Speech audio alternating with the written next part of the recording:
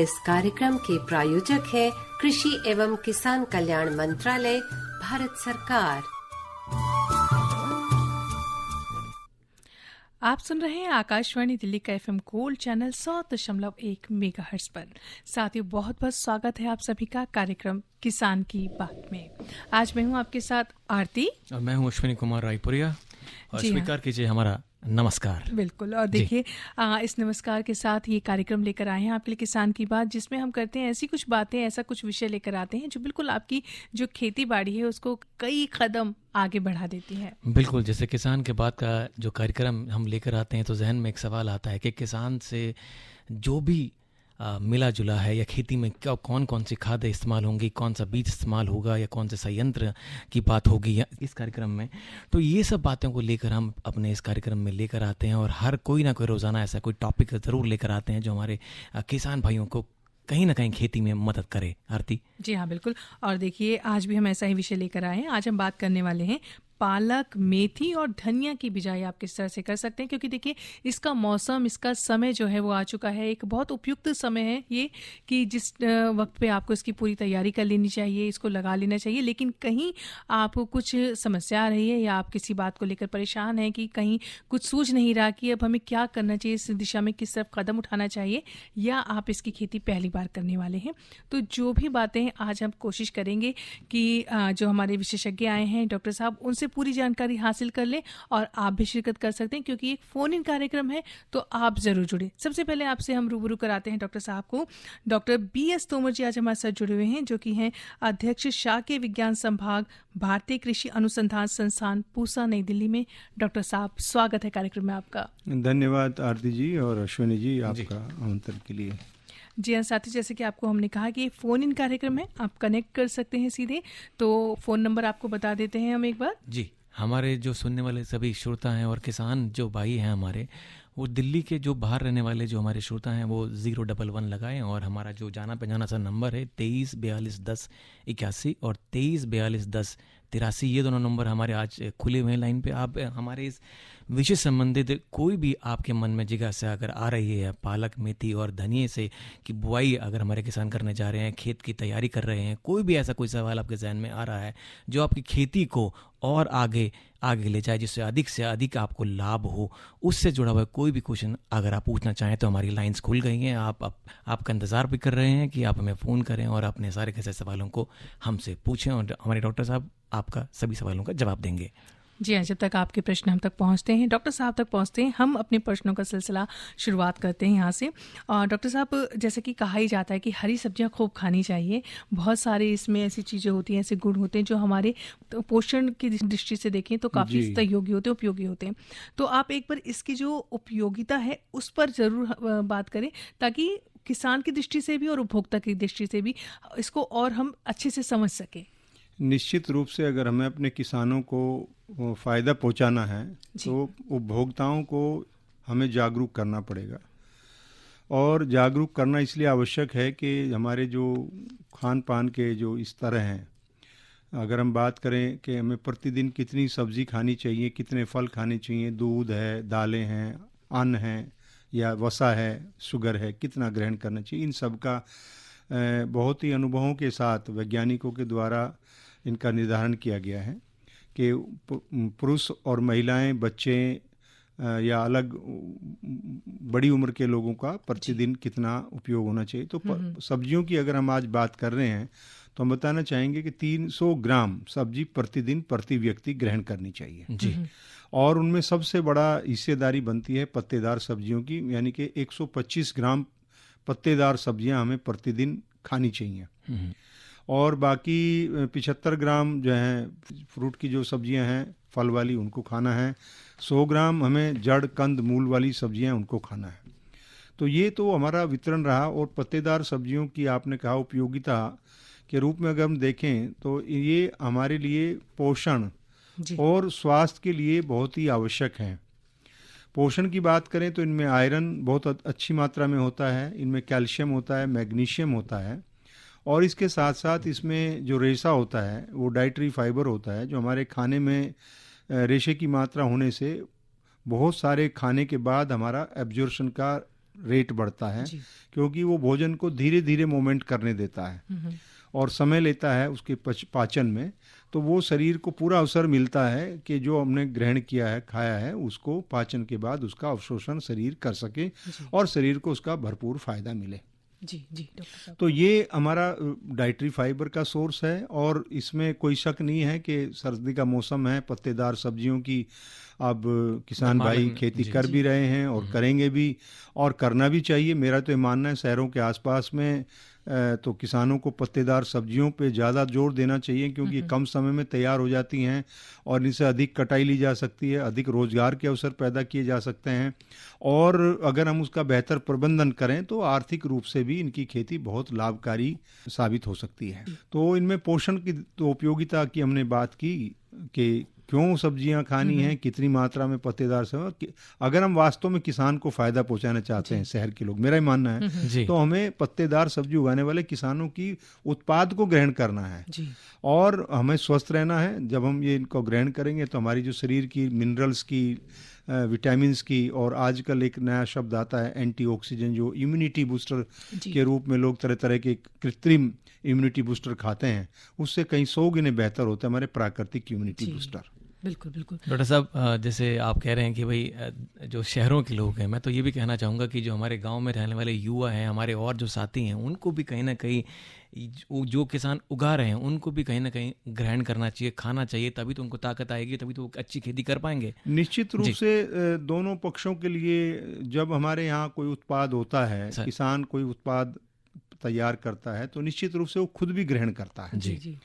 तो ये तो अपने आप में ही एक सोची समझी बात है कि अगर हमारे घर में दूध पैदा होगा तो हम दूध जरूर मिलेगा, दूध नहीं मिलेगा तो दूध के उत्पाद, मट्ठा मिलेगा, मक्खन मिलेगा, खोआ मिलेगा, कहीं ना कहीं कुछ ना कुछ उसका हमको फायदा अवश्य मिलेगा। जब हम पत्तेदार सब्जियां उगाएंगे, पालक उगाएंगे, मेथी उगाएंगे, धनिया है या साग सरसों है या मूली है, बथुआ है, और बहुत सारी छोटी ऐसी सब्जियां हैं जो बहुत ज़्यादा प्रचलन में नहीं है, चाहे स्लैरी हो, पार्सले हो, बंचिंग ऑनियन हो, ग्रीन लहसुन हो, हरी प्याज हो, ये सारी हरी पत्तेदार सब्जियों में ही आती हैं। अरवी का है, अभी आप मौसम देख रहे हैं, अरवी के पत्ते हैं, पोषण की दृष्टि से बहुत अच्छे होते हैं। आजकल करी पत्ता भी पत्ती के रूप में बिकता है, आप ऑनलाइन बुक करते हैं तो 2 टहनियाँ मिलती हैं 50 रुपए की, क्योंकि वो भी पत्तेदार हैं, पोषण है उनमें, न्यूट्रिशन है और हमारे शरीर की आवश्यकता है। इसे स्वस्थ रहना है तो हमें ये अपनानी पड़ेंगी, खानी पड़ेंगी, और आवश्यक है कि 125 ग्राम।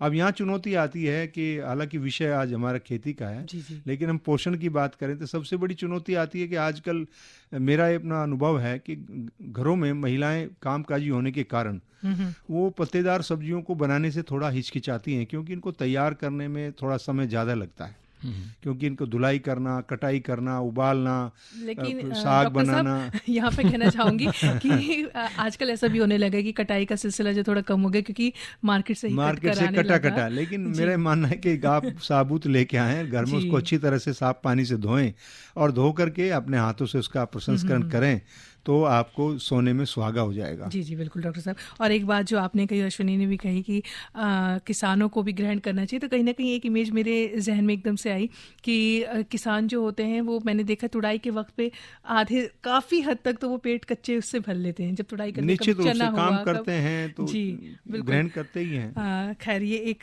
बात। डॉक्टर साहब, यहाँ पर एक जो आपने शुरुआत की ना, जब पोषण की जो शुरुआत की, सबसे बहुत अच्छी बात यही है कि अगर आप इन फसलों का जो किसान उगा रहा है अपने खेत में, उसका पूरा डाइट चार्ट समझाएंगे ना, तो लोगों को समझ में आएगा, उपभोक्ता को खासकर, क्योंकि जब उपभोक्ता को पता ही नहीं है उसमें क्या विटामिन है, मिनरल्स। देखिए अश्विनी जी, अगर आप हमारे राष्ट्रीय स्तर के डाटा देखें तो हम ये देखते हैं कि हमारी जो बच्चियां हैं, छोटे बच्चे हैं, महिलाएं हैं, दूध पिलाने वाली महिलाएं हैं या गर्भवती महिलाएं हैं, उनके शरीर की वृद्धि विकास के लिए आयरन और कैल्शियम का बहुत बड़ा योगदान है।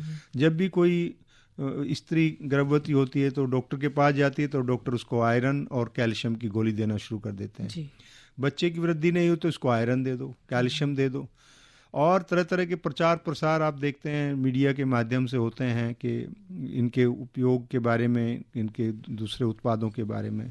तो ये सारी उपयोगिता हैं हमारे लिए, और पत्तेदार सब्जियां प्राकृतिक स्रोत हैं अगर हम आयरन को, कैल्शियम को प्राकृतिक स्रोत से शरीर को उपलब्ध कराते हैं तो वो कहीं हद तक कृत्रिम रूप से जो हम आयरन लेते हैं, कैल्शियम लेते हैं, उनसे बेहतर होते हैं और उसकी उपयोगिता ज़्यादा होती है, उनके साइड इफ़ेक्ट्स नहीं होते। मेरा अपना अनुभव है, मैं कैल्शियम कभी ले लेता हूँ तो मुझे जलन हो जाती है, तो मेरे शरीर को उसकी कृत्रिम कैल्शियम स्वीकार्यता नहीं है। तो इसी तरह से आयरन में होता है, आयरन लेते हैं तो बच्चों को कॉन्स्टिपेशन होता है, महिलाओं को कॉन्स्टिपेशन होता है और साइड इफ़ेक्ट्स आते हैं। तो जब हम प्राकृतिक रूप से लेते हैं जी, तो हम एक सीमित मात्रा में, जो हमने कहा कि भाई 125 ग्राम पत्तेदार सब्जियां, अब हम 3 टाइम भोजन खाते हैं, अब वो कैसे डिस्ट्रीब्यूशन करना है वो हमारी एक कुशल गृहिणी जो प्रबंधक के रूप में काम करती है उसको सोचना है कि अपनी बेटी को, बेटे को, परिवार के सभी जनों को हमें किस प्रकार का पोषण दे करके उनको स्वस्थ रखना है, उनकी वृद्धि, विकास को, मानसिक विकास को सुचारू करना, बढ़िया करना है।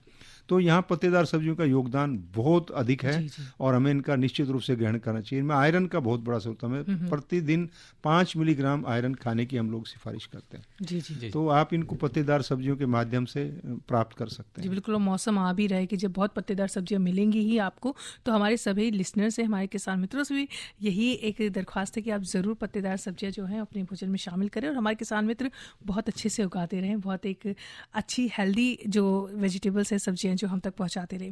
डॉक्टर साहब, आते हैं अपने विषय पे कि आज हम पालक, मेथी और धनिया की जो हमने गुण तो जाने, पोषक तत्व इसमें क्या क्या हैं वो जाने, लेकिन अब जब हम इसकी बिजाई की बात करते हैं तो इस वक्त हमने शुरुआत में बात की कि ये समय बहुत उपयुक्त है, तो किस लिहाज से उपयुक्त है, कैसा, किस तरह का मौसम इसको चाहिए होता है? देखिए, ये जो फसलें हैं, पालक, मेथी, धनिया, साग, सरसों, चना, ये सर्दी के मौसम की, और अब हम अक्टूबर के पहले पखवाड़े में हैं जी।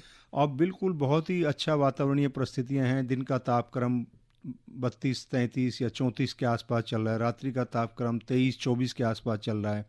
अगर हम एवरेज देखें तो ये इनकी बुआई के लिए बहुत अच्छा आदर्श समय आ गया है जी।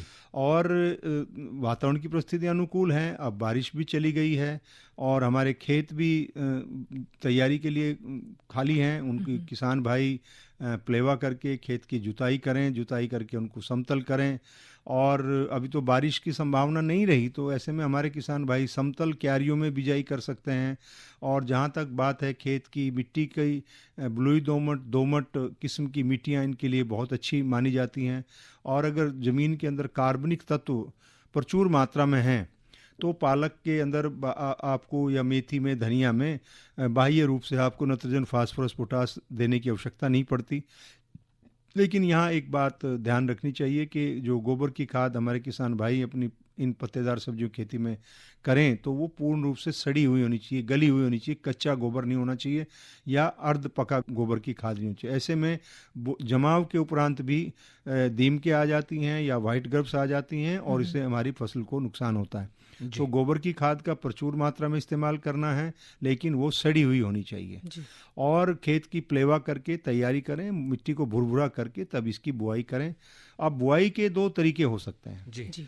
हम तो कहते हैं कि बुआई पंक्तियों में करनी चाहिए, लेकिन किसान भाई अपनी सुविधा के लिए, क्योंकि पत्तेदार सब्जियां हमारे देश में बहुत बड़े पैमाने पे इनकी खेती नहीं होती, किसान छोटे छोटे खेतों में, छोटी छोटी क्यारियों में इनकी खेती करते हैं, तो वो बीजों को सीधे छिटकुआ विधि से इस्तेमाल करते हैं। अच्छा। चाहे आप धनिया देखेंगे या पालक, मेथी देखेंगे, लेकिन वैज्ञानिक पद्धति यही है कि हमें पंक्तियों में बिजाई करनी चाहिए। ऐसा करने से हम पंक्ति से पंक्ति की दूरी निर्धारित कर सकते हैं। हालांकि पौधे से पौधे की दूरी निर्धारित करना इन फसलों में बहुत कठिन काम होता है, लेकिन जब हम निराई गुड़ाई करते हैं, कटाई करते हैं, क्योंकि ये अब ऐसी फसलें हैं कि इनको एक बार बिजाई करके कम से कम, हमारा अगर पालक की बिजाई करेंगे तो 4 से 5, 6 कटाई तक किसान भाई पालक की ले सकते हैं। ऐसे धनिया में ले सकते हैं 4-5 कटाई, या मेथी में ले सकते हैं 3-4 कटाई। अगर आप पंक्तियों में करते हैं तो उसमें आप निराई गुड़ाई कर सकते हैं। आप उसकी कटाई के दौरान पौधे को कोई नुकसान नहीं होगा, आप पौधों का बंडल बना सकते हैं, इंटरकल्चर ऑपरेशन कर सकते हैं। तो बुआई का वैज्ञानिक तरीका तो है कि पंक्तियों में बुआई करें, लेकिन मैं देखता हूँ अक्सर किसान भाई छोटी छोटी क्यारियां बना करके उसमें प्रचुर मात्रा में बीज की मात्रा डालते हैं, क्योंकि अधिकांश मैं देखता हूँ पालक, मेथी, धनिया में किसान भाई अपना स्वयं का बीज ज़्यादा इस्तेमाल करते हैं, तो उनके पास अपना बीज होता है, तो अगर वो प्रचुर मात्रा में उसका इस्तेमाल करते हैं कई बार हम लोग देखते हैं कि हम कहते हैं भाई पालक को 20 किलो प्रति हेक्टेयर की दर में डालना चाहिए, लेकिन हमारे किसान भाई इसको 35 से 40 किलोग्राम तक भी डालते हैं। अच्छा। अब उसके कई फायदे भी हैं कि जब वो बहुत घिन का डालते हैं तो पतला रहता है, घास नहीं आती और उसको कटाई के लिए जल्दी तैयार हो जाता है, क्योंकि पौधों में आपस में कंपटीशन होता है, वो लंबे हो जाते हैं। जी जी। लेकिन सही तरीका है कि पंक्तियों में बिजाई करें। एक और जो इसकी विधि आप बताना चाह रहे हैं, जरूर जानते हैं, क्योंकि कॉलर लगातार लाइन पे बने हुए, उनसे भी जान लेते क्या पूछना चाह रहे हैं वो। हेलो। आप तीनों जय हिंद। जी जय जय हिंद। हिंद। मैं पश्चिम राज्य दिल्ली से बोल रहा हूँ। मेरा यह जंगल सवाल है, क्या पूसा में कोई नर्सरी है जहाँ से मैं फूलों और सब्जियों के कोई पौधे खरीद कर अपने घर में रीप्लांट कर सकता हूँ? ऐसी नर्सरी है क्या? आपके पास आप पूसा संस्थान में आकर के सब्जियों के बीज ले सकते हैं। आप बीज उत्पादन इकाई में आ सकते हैं, वहाँ से बीज मिल जाएगा। हमारे साहकी विज्ञान संभाग में पालक मेथी का बीज मिल जाएगा, और फूलों के बीज भी हमारा फ्लोरिकल्चर लैंडस्केपिंग संभाग है, उसके अंदर सर्दी के मौसम के छोटे छोटे सीड के पैकेट्स भी होते हैं, ये उपलब्ध होते हैं। पौधशाला तो उपलब्ध नहीं होती है कभी। हमारा एक केंद्र है centre for protected cultivation technology, वो लोग बनाते हैं, ऑर्डर पे बनाते हैं, किसानों के लिए बनाते हैं, और जो उनमें से सरप्लस हो जाते हैं उनको कई बार वो बिक्री के लिए भी इस्तेमाल में लाते हैं। डॉक्टर साहब, जैसे अभी आपने खेत की तैयारी करा दी है, पलावा लगा के आपने खेत से बीज की दूरी बता दी है। अब सबसे इम्पॉर्टेंट बात यहाँ पर ये आती है डॉक्टर साहब कि बीज चुनते समय आप किन किन बातों का ध्यान रखते हैं, और कौन सा बीज आपको लेना चाहिए, या अधिक उपजाऊ या अधिक पैदावार देने के लिए कौन सा बीज का किसान यहाँ पर चुनाव करें? सबसे पहले तो किसी भी खेती में सफलता के लिए किसान भाइयों को उनकी उन्नत किस्मों की जानकारी होना चाहिए जी। अगर हम पालक की बात करते हैं, पालक में हमारे देश में 4-5 किस्में बहुत प्रचलित होती हैं, और उसमें सबसे प्रमुख है आल ग्रीन और पूसा भारती जी। ये 2 किस्में सबसे ज़्यादा चलने वाली किस्में हैं। ऐसे तो जॉवनेर ग्रीन भी है, और हमारे कृषि विश्वविद्यालयों ने अपने संस्थानों में भी निकाली हैं, लेकिन सबसे ज़्यादा चलने वाली किस्में आल ग्रीन और पूसा भारती। और अगर थोड़ा देरी से बिजाई करने की है कि भाई वो फरवरी मार्च में बोल्टिंग ना करें, तब पूसा हरित एक किस्म है जो उसको इस्तेमाल में ला सकते हैं। पूसा ज्योति है, उसके पत्ते भी चौड़े होते हैं। और अभी हमने एक विलायती पालक की किस्म विकसित की है, पूसा विलायती पालक 1 जी। मैं उसके बारे में बताना चाहूँगा। हमारे किसान भाई और उपभोक्ता दोनों के लिए वो फ़ायदे का बात है कि इसमें सामान्य पालक की अपेक्षा विटामिन सी की मात्रा दुगनी होती है। तो सर्दी के मौसम में अगर हम पालक का इस्तेमाल करते हैं, और पालक में भी विलायती पालक करें, तो विटामिन सी की जो हमारी आवश्यकता है वो काफ़ी हद तक पालक के इस्तेमाल से पूरी हो सकती है। चाहे उसको साग के रूप में इस्तेमाल करते हैं, या पराठे में इस्तेमाल करते हैं, रायता बनाते हैं, या दाल में डाल के खाते हैं, या उसका जूस पीते हैं, तो किसी भी रूप में उसको ग्रहण करें तो उससे उनकी विटामिन सी की आपूर्ति काफ़ी हद तक हो जाती है। इसकी जो खेती विशेष क्षेत्र में की जा सकती है, या ये विलायती पालक और पालक उत्तर भारत के मैदानी क्षेत्रों में अभी बुआई का बहुत अच्छा समय है, और पालक की आल ग्रीन, भारती या ज्योति, इन किस्मों को, जॉबनेर ग्रीन को तो अभी डाल सकते हैं, और इसको 15-20 अक्टूबर के आसपास पूसा विलायती पालक 1 जो है इसको भी बिजाई में ला सकते हैं। तो ये तो रही पालक की उन्नतशील किस्में। इसके साथ साथ मेथी में पूसा अर्ली बंचिंग एक किस्म है, ये बहुत पॉपुलर है। एक हरियाणा कृषि विश्वविद्यालय की भी किस्म है। ऐसे ही हमारा एक स्पाइसेस पे काम करने वाला केंद्र है अजमेर में, मसालिया अनुसंधान केंद्र, उनकी भी एक किस्म है, और उनको जो है इस्तेमाल में लाया जा सकता है, और इसको अभी बुआई का समय इसका भी आ गया है। और धनिया में भी कई किस्मों का विकास हुआ है। पंथ हरितमा एक बहुत अच्छी किस्म है, इसके पत्ते सुगंधित होते हैं, हरे रंग के होते हैं।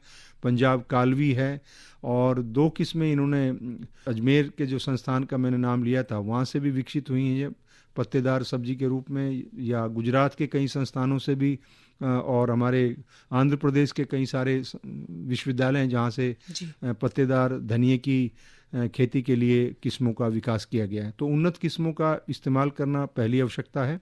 फिर बीज उन्नत किस्म का होना चाहिए, और वो बहुत भरोसे की जगह से लिया हो, ताकि उसकी अनुवांशिक शुद्धता, भौतिक शुद्धता और जमाव की क्षमता की निश्चितता उसमें होनी चाहिए, और डिब्बा बिंदी का बीज ही खरीदना चाहिए। अक्सर हम देखते हैं कि ग्रामीण अंचलों में या छोटे कस्बों में सड़कों के किनारे पे खुले में पालक, मेथी, धनिया, साग, सरसों ये आदि आदि के बीज बिकते हैं जी। उसमें कोई गुणवत्ता नियंत्रण दिखाई नहीं देता, उसकी ना कोई आनुवांशिक शुद्धता का पता, न उसकी जमाव का पता। तो ये किसान भाई जब ये पत्तेदार सब्जियां, इनके बीज बहुत ज़्यादा महंगे नहीं होते, 150 से 200 रुपये 300 रुपया किलो की उसमें होते हैं। तो अच्छे भरोसे की जगह से लें, राष्ट्रीय बीज निगम से भी ले सकते हैं, भारतीय कृषि अनुसंधान संस्थान दिल्ली में बीज उत्पादन इकाई से ले सकते हैं, हमारे संभाग से ले सकते हैं, हमारा क्षेत्रीय केंद्र है करनाल में, वहाँ से ले सकते हैं, और हमारा कटराइन क्षेत्र में एक केंद्र है हिमाचल में, वहाँ से ले सकते हैं। इस तरह से देश के कोने कोने में बहुत सारे संस्थान हैं जहाँ से किसान विश्वस्तता के साथ इनका बीज ले सकते हैं। और दूसरी बात मैं कहना चाहूँगा, बीज की बुआई से पहले ये निश्चित करना चाहिए कि वो उपचारित है कि नहीं है। अगर डब्बाबंदी का बीज है, बहुत सारी कंपनियां बीजों को उपचारित करके बेचती हैं, कैप्टन से, बाविस्टिन से, थीरम से। अगर वो उपचारित है तो बहुत अच्छी बात है, अगर उपचारित नहीं है तो उपचारित करना चाहिए। उपचारित करने के लिए हमारे किसान भाई बाविस्टिन, कैप्टन, थीरम, ये 3 फफूंदनाशी दवाई हैं, इनकी 2 ग्राम दवा प्रति किलोग्राम बीज के हिसाब से बुआई से पहले पानी का थोड़ा छींटा लगा लें, और इसमें पालक में तो उसको फिर ड्राई ड्रेसिंग के रूप में कर सकते हैं। जहाँ तक बात है धनिया की, मेथी की, मेथी में थोड़ा सुसुप्तावस्था भी होती है, जमाव में समय ज़्यादा लगता है डॉर्मेंसी की वजह से, और धनिया भी साबुत अगर यूज करते हैं तो जमाव में ज़्यादा टाइम लेता है। इसको 2 भागों में तोड़ना आवश्यक होता है, और तोड़ने के बाद बीजों को पानी में भिगोएं 18 से 20 घंटे के लिए। हाथ से उसको मल सकते हैं, या हल्के हाथ के डंडे से उसकी स्टिक कर से पिटाई करते, कपड़े के थैले में डाल के, प्लास्टिक में डाल कर उसको 2 टुकड़े कर सकते हैं, और उसके बाद उसको पानी में भिगो दें। और जब पानी में भिगोते हैं तभी उसमें बाविस्टिन, कैप्टन, थीरम का मात्रा उसमें मिला दें, और मिलाने के बाद फिर उनको अगले दिन निकाल करके छाया में सुखा करके तब उसकी बुआई करें। और कुछ किसान भाई अगर प्राकृतिक खेती या ऑर्गेनिक खेती करना चाहते हैं तो वे रसायनों का इस्तेमाल नहीं करते, तो वो इस्तेमाल कर सकते हैं ट्राइकोडर्मा विरिडी का। वो ट्राइकोडर्मा का 5 ग्राम मात्रा प्रति किलोग्राम दर के हिसाब से बीजों में लगाई जा सकती है। इससे मेथी और धनिया के अंदर विशेष रूप से जो उकठा का रोग आता है, क्योंकि दिन का तापक्रम कभी ऊपर चला जाता है, नीचे आ जाता है, तो जो वेरिएशंस होते हैं टेम्परेचर में, तब इस बीमारी के बढ़ने की संभावना, आने की संभावना ज़्यादा बढ़ जाती है। जब स्थिर होता है तब तो आपका बीमारी आने की संभावना कम हो जाती है। डॉक्टर साहब, अभी मेथी की भी आपने बिजाई की बात की, तो एक होता है मेथी दाना के लिए हम फसल ले रहे हैं, एक होता है मेथी चारा के लिए भी हम यूज में आती है, इस्तेमाल में आती है, तो क्या दोनों का अलग अलग कुछ रहता है? बिल्कुल, दोनों में फ़र्क है। ये अक्सर जो है हमारे जो किसान भी हमारे शहर में जो किचन गार्डन में उगाते हैं वो अक्सर इस परेशानी को महसूस करते हैं जी।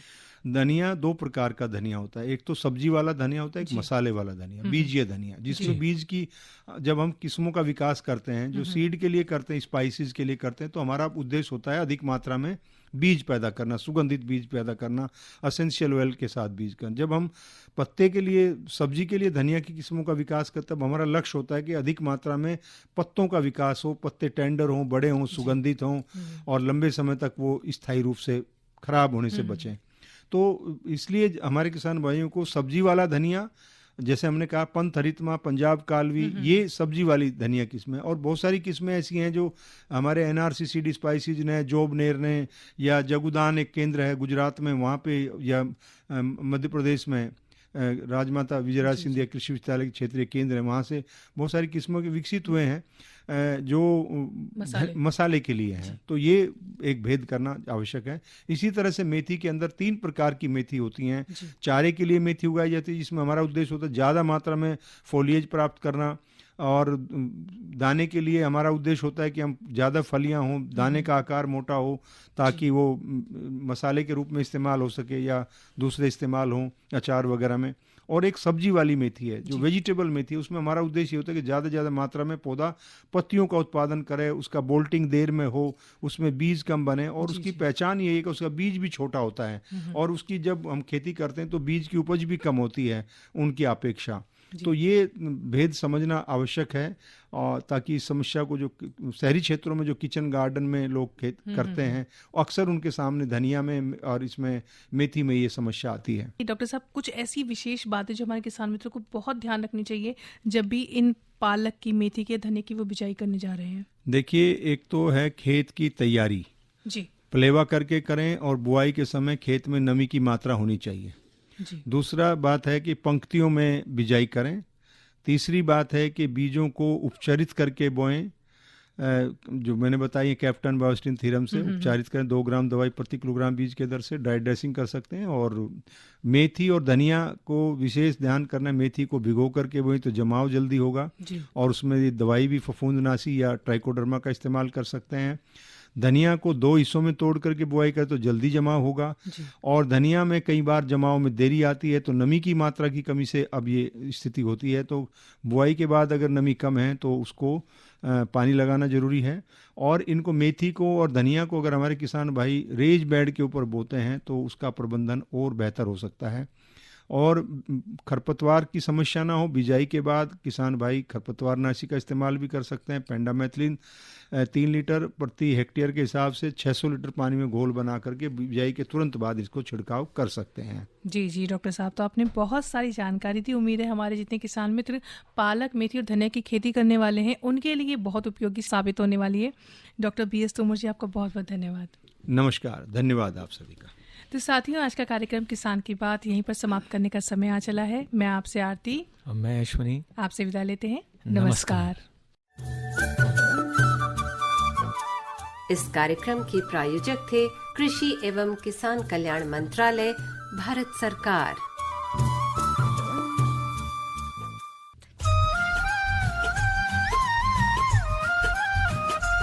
ऐसी नई नई तरकीबें अब हमको है चुननी, ऐसी नई नई तरकीबें अब हमको है चुननी।